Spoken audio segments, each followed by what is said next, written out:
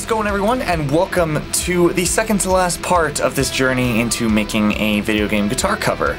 This time we're going to take a look at filming the video. Now, if you're not intending on doing a video to go along with it of you playing the song, then you can just skip over this part and go to the video editing, because in essence the process is going to be the same. If anything, it's going to be a lot easier.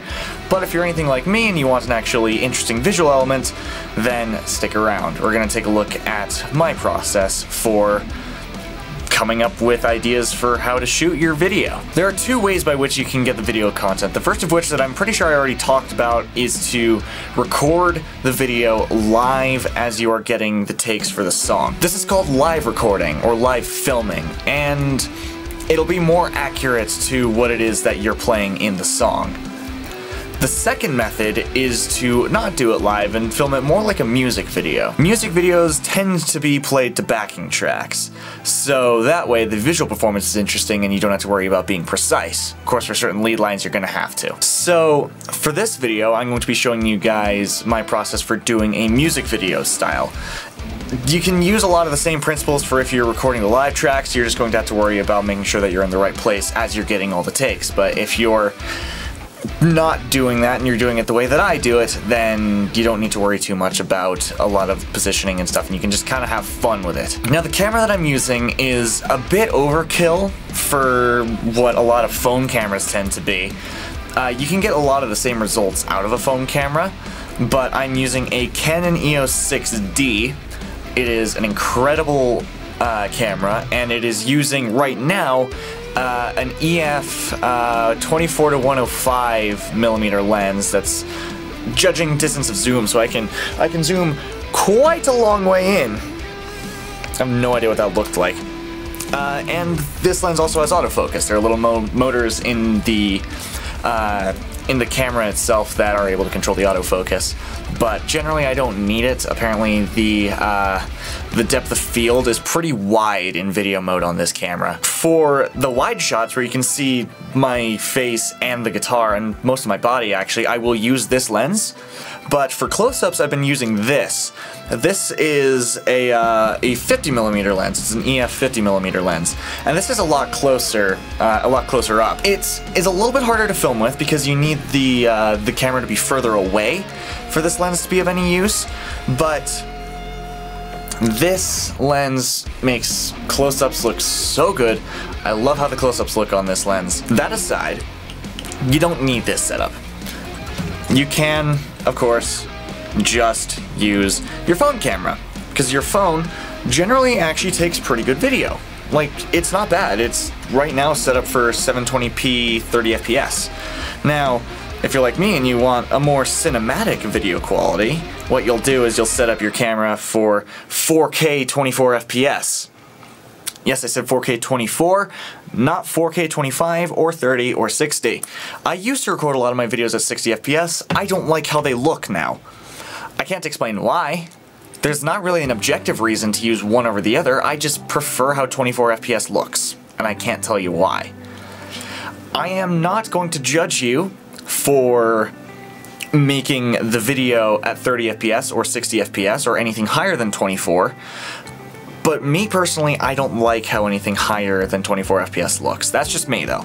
Just saying, that's just me. Now, there's something else to note about this, and that is making sure you actually take care of yourself. You'll probably notice I have gotten a haircut since the last time you saw me live, and also, I took a fucking shower. And also, I shaved. Because my facial hair gets really long really quickly. It gets quite long, and honestly I don't like how it looks when it is long. So I shaved before I filmed this, and I also took a shower before I filmed this. Make yourself look presentable, otherwise you will look like a slob. Please, for God's sake. Even if that means, like, even if you shower and you shave regularly, at least clean your fucking room. Like, that's the bare minimum that you need to be able to do as well, is to have the room clean. And I know I'm one to talk, my room's not very clean, but I try my damnedest to hide it. Just basically take pride in yourself and actually make yourself look presentable on video and not like you just rolled out of bed and look like a fucking slob. Because I've done that a few times and it's not a good look. I hate how that looks now. The very first video that I can think of that I did that is the GoldenEye 64 medley, and I hate that video just in terms of visuals. So yes, clean yourself. The other thing is, clean your fucking guitars. Because I am using 2 lead guitars, this is going to be on the video as well, and you can kind of see it if I kind of warble it around in the light. You can kind of see that there are some smudges on it. Now, it's not a difficult process to clean an instrument. Let me show you. Get yourself one of these, just an Ernie Ball washcloth. It's great, does the job. And some of this. Dunlop Formula number 65. This is guitar polish and cleaner. It's what I use to make my guitars look the way they do. And all you do, you take your cloth, spray it into, I mean this cloth is quite well used, but spray it into a spot where there's not a lot of dirt, which if you have a cloth it could be anywhere, if you have a new one that is. And then you just wipe away in circular motions. This will make it look really nice. There's an entire methodology behind this that I could go into, but that would make this video way too long. Now, do this for every single instrument, and honestly you don't even have to actually use the polish. The main cleaner, the Formula 65. You could get away with just using the cloth on its own, honestly, but just kind of make the guitar look actually somewhat good. You know, focus on like all the little sections, like a lot of the spots where your hands are going to be. Aside from the back of the neck, no one's going to see the back of the neck unless you are doing that for a cool shot like I did once, and that shot was annoying. But just kind of clean it up, make it look at least a little bit more presentable. You kind of can only see this if it's actually reflecting stuff off of other parts in your room, but you can kind of get away with not being super precise, but just take pride in your instruments at least. Make your guitars look presentable as well. And I'm going to be using 4 in this video, so I had to do this 4 times, but if you look at it now, that looks way better. Looks a lot more presentable. And honestly, a lot of the smaller smudges, there are quite a few smaller smudges on this that I'm gonna struggle a bit to get off, but they're the sort of things that are going to be either blocked by your hand or you're just never going to notice anyway. So you don't need to be extremely precise and make this look completely crystal clear and like purified water clean is how I'm going to put it.